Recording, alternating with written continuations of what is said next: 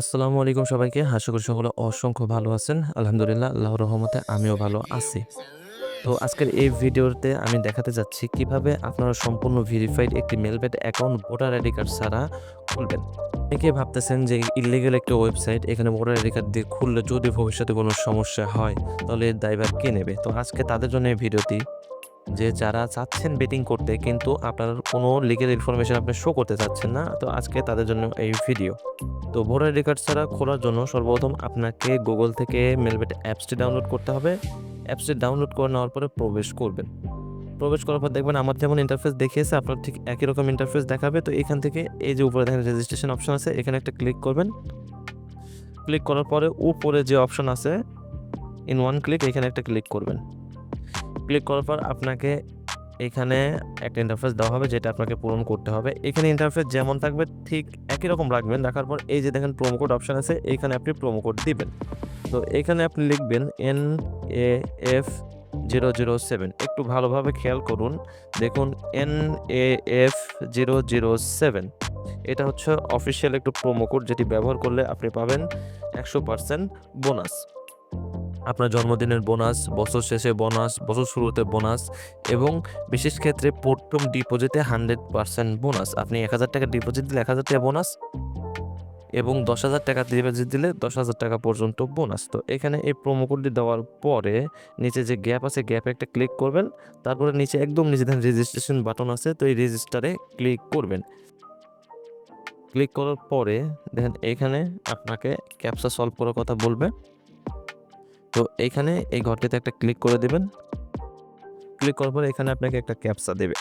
তো এখান থেকে ক্যাপচাটা মিল করতে হবে। দেন আমাকে বলছে মোটরসাইকেল। তো মোটরসাইকেল কোন ফ্রেমে আছে? এই ফ্রেমে আর এই ফ্রেমে। তো এই ২ টা সিলেক্ট করে দেবো। সিলেক্ট করে দেওয়ার পরে নিচে দেখেন নেক্সট আছে। তো এই নেক্সটে ক্লিক করব। তো আমি যখন এই নেক্সটে ক্লিক করব তখন হয়তো সলভ হবে না বা আরেকটা ক্যাপচা দিতে পারে।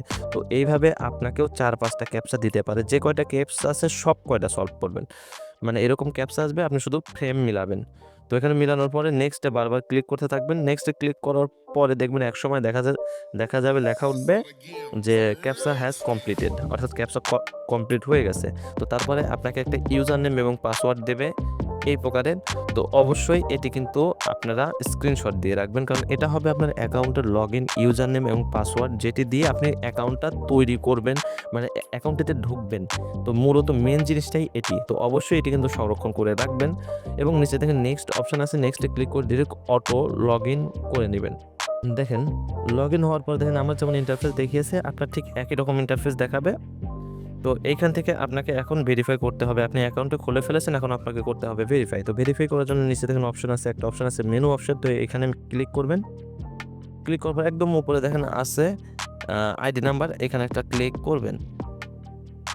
তো তারপরে এখান থেকে আপনাকে যে কাজটি করতে হবে, এই যে দেখেন ফোন নাম্বার অপশন আছে, তো এই ফোন নাম্বার থেকে এই যে লিঙ্কে ক্লিক করবে। লিঙ্কে ক্লিক করে আপনার ফোন নাম্বারটা আছে, ফোন নাম্বারটা অ্যাড করে নেবেন। আপনার যে ফোন নাম্বার এখানে লিঙ্কে ক্লিক করার পর এখানে এমন একটা ইন্টারফেস আসবে। এখানে আপনার ফোন নাম্বারটি বসাবেন। বসানোর পর নিচে যে লিঙ্ক অপশন আছে এখানে একটা ক্লিক করবেন।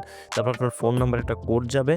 সেই কোডটা পুনরায় এখানে বসায় দিয়ে তারপর নিচে অ্যাক্টিভ অপশন আসবে। অ্যাক্টিভে ক্লিক করবেন, আপনার ফোন নাম্বারটি অ্যাড হয়ে যাবে। তো আমি আপাতত অ্যাড করব না, আমি বের হয়ে গেলাম।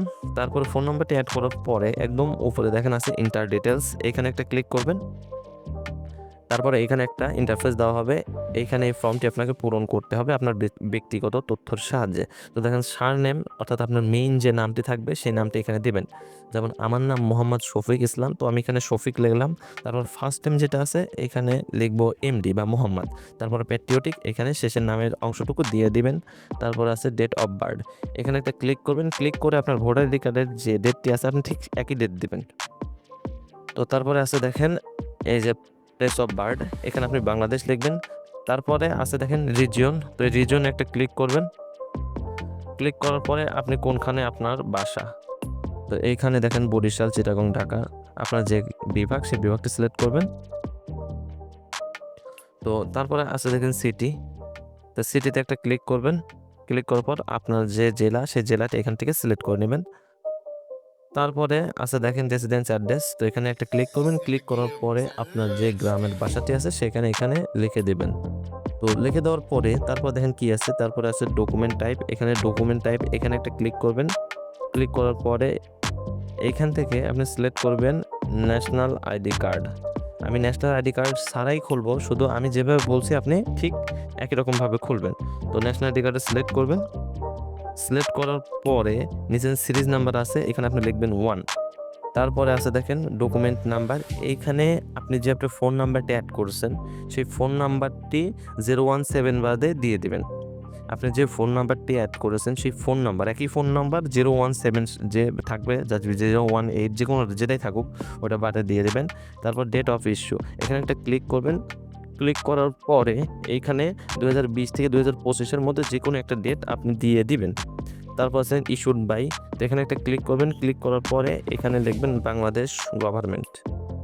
এখানে লিখবেন বাংলাদেশ গভর্নমেন্ট, দেখেন আমি লিখি বাংলাদেশ গভর্নমেন্ট। তো লেখার পরে নিচে দেখেন সেভ অপশান আছে, যে সেভ অপশান। তো এই সেভ অপশানে একটা ক্লিক করবেন। যখনই এখানে ক্লিক করবেন তখনই সাথে সাথে আপনার এই যে ইনফরমেশনগুলো দিলেন সেগুলো সেভ হয়ে যাবে, অর্থাৎ আপনার অ্যাকাউন্টে সম্পূর্ণ ভেরিফাই হয়ে যাবে। আমি যেভাবে দেখালাম ঠিক একই রকমভাবে চেষ্টা করবেন, একই রকমভাবে ভোটার আইডি কার্ড ছাড়া অ্যাকাউন্ট খোলার নিয়ম যাতে কোনোভাবেই মিস না হয়। তো এরকমভাবে যদি অ্যাকাউন্ট খোলেন তবে আপনার অ্যাকাউন্টে ফুল ভেরিফাই হবে। এখান থেকে আপনি লাখ লাখ টাকা পর্যন্ত লেনদেন করতে পারবেন, কোনো সমস্যা নাই। তো এই ছিল উপায়। আর ডিপোজিট করার জন্য নগদ বা বিকাশ যে কোনো মাধ্যমে আপনি ডিপোজিট করতে পারবেন। আর যদি কোনো এজেন্ট থাকে তাহলে তো থাকলোই। তো আজকের এই ভিডিওটা এ পর্যন্তই। আশা করি সবাই ভালো থাকবেন, সুস্থ থাকবেন। আল্লাহ হাফেজ।